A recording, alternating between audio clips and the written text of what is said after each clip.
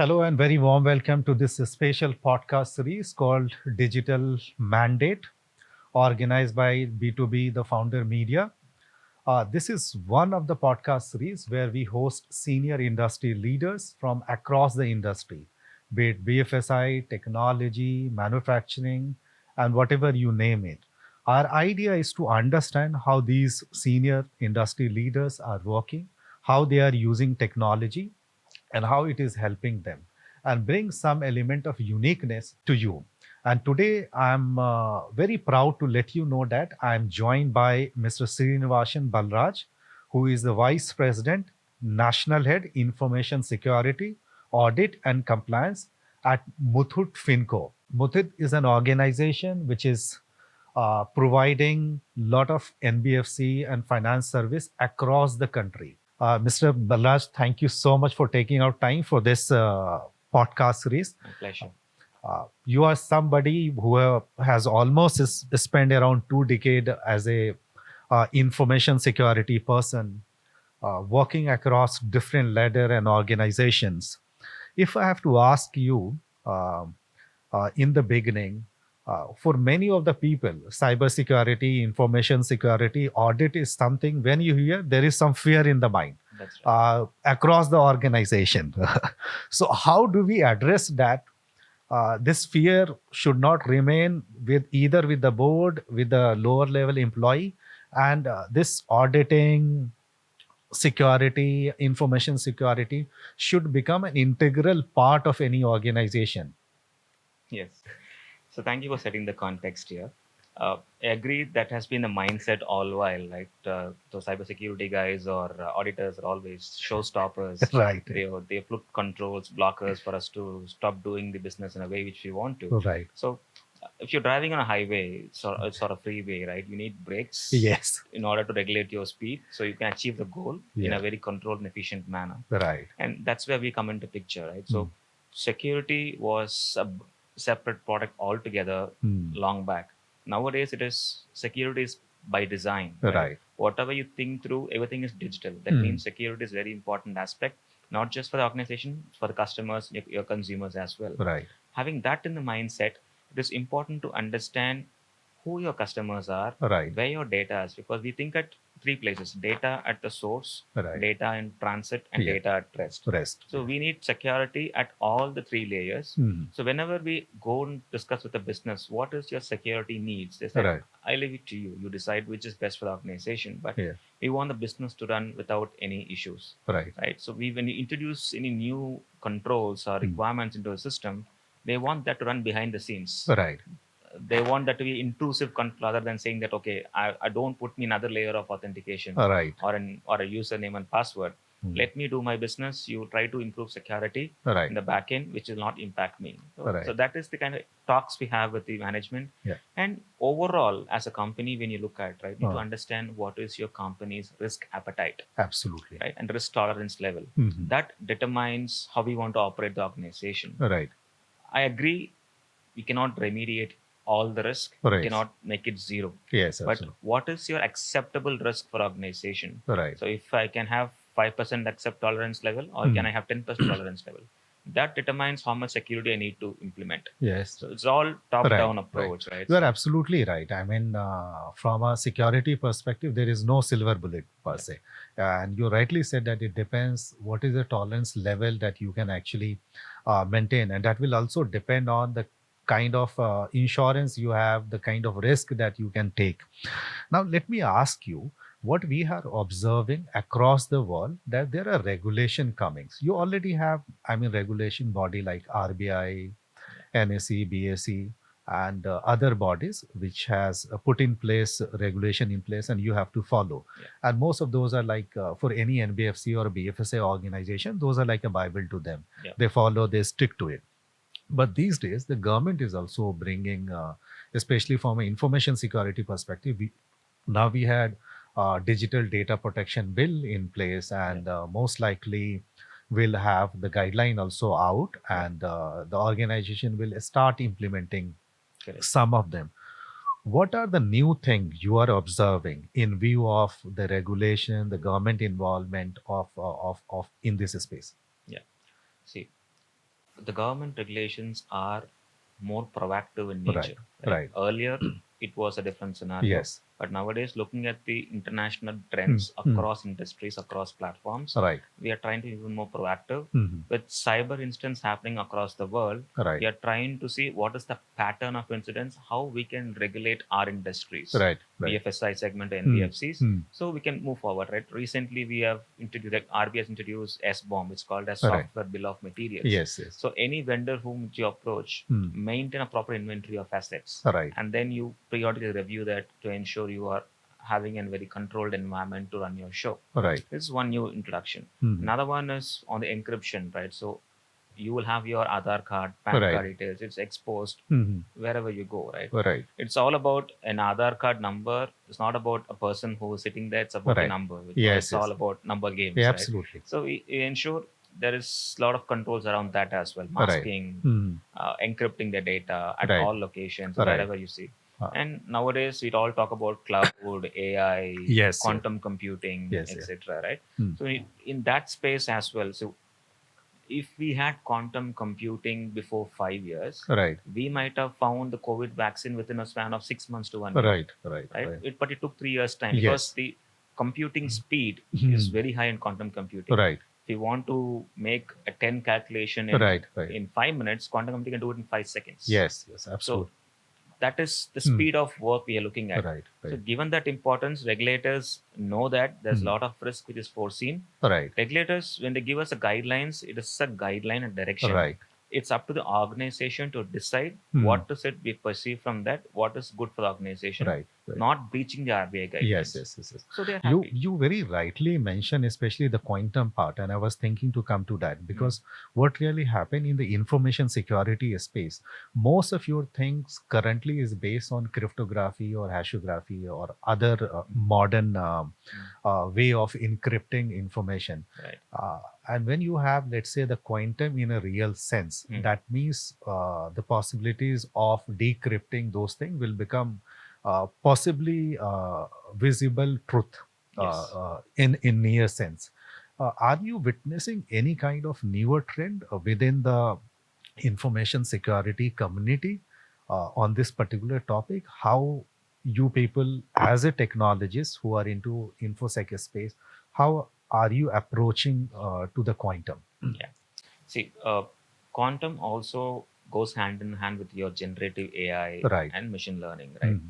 So currently, let me maybe ask you a question, right? Are you using AI? If you may Absolutely. ask, right? Yes. If yes, what all means? Your Google search, Right. your Right. YouTube search, your Yes. LinkedIn usage, your Hmm. Facebook, Hmm. everything has AI inbuilt into it. Yes. Yes. Because when you search for an item in Right. Right. Amazon, Huh. it gives you a lot of related results. It is Yes, all sir. because of Oh. AI. It learns your pattern and then Hmm. gives you results. Right. The same way, as a company, for me, I come from Muthoot Fincorp. Hmm. I'm a 100-year plus organization. Yes. Hmm. I might have tons and TVs of data, Right. which is across multiple locations and multiple systems and servers. Mhm. To get a meaningful output out of that, I need a system like AI, which is working along with quantum computing, get me a result which Right. will show the patterns, the type of customers, what is the buying behavior, what is Right. the repaying behavior, Right.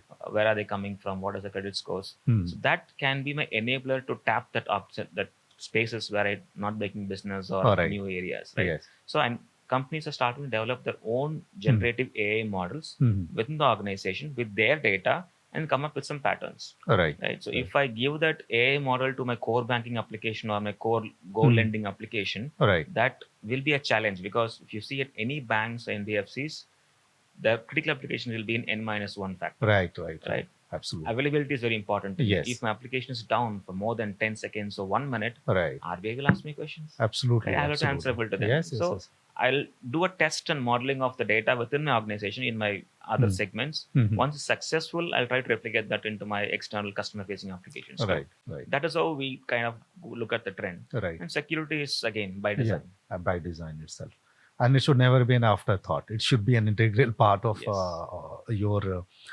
application development process. Yeah. Now, in information security space, what really happens is something goes wrong.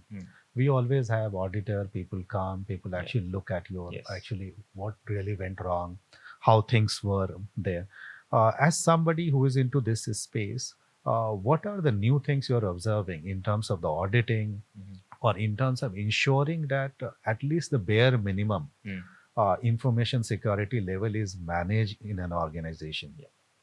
See, the traditional approach used to be we do audits Right. once in a year, once in 6 months, Right, right, But the trend has changed because since the environment is growing rapidly, right, we are also focusing on a continuous risk-based auditing approach, right, right. which means that you should understand which are your critical assets in the organization, which we call that as an crown jewel assets. Right, right. If these assets are compromised, then my business will go down or Right. operations cannot run. Yes. So those assets are monitored very closely, Mhm. right? Now you know about APIs, right? Yes. Where multiple applications talks Right, to each right, other for right. certain reasons, for collecting and transferring data. Right, right, So that itself is a bigger topic for us to audit. right, right. So we think about management doesn't want surprises. Right, The right. board doesn't want surprises. Surprises.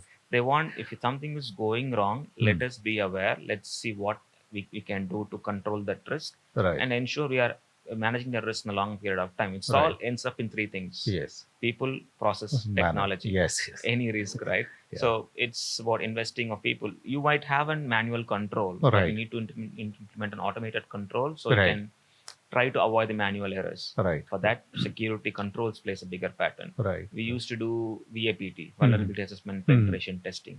That has got advanced to red teaming exercise and blue teaming exercise nowadays.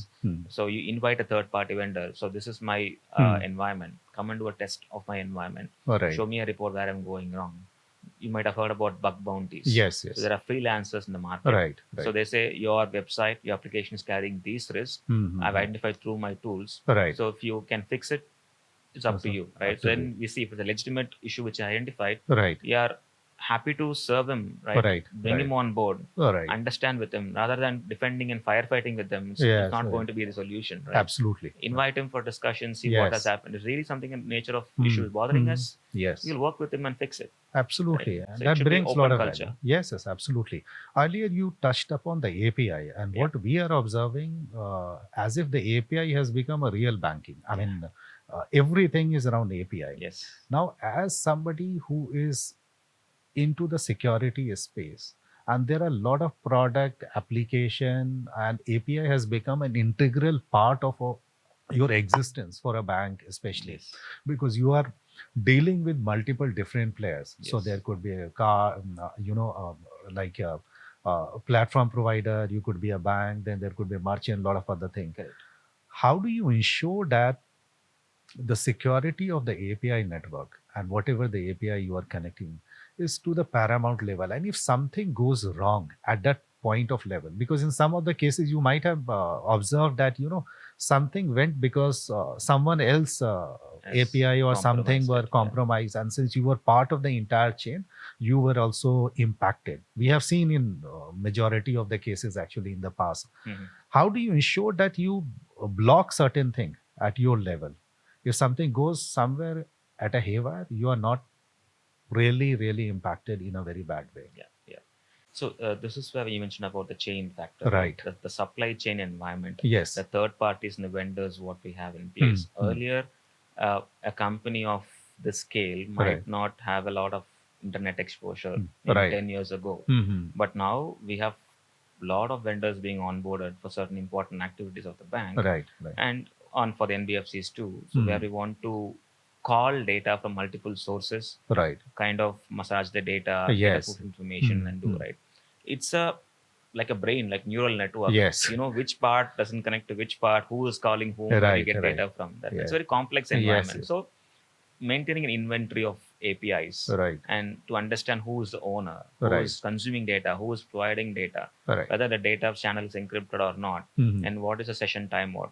For example, you and me cannot call that API at the same time. Yes, I call absolutely. the API, you should be restricted. Yes. So these are the factors which we see in, right?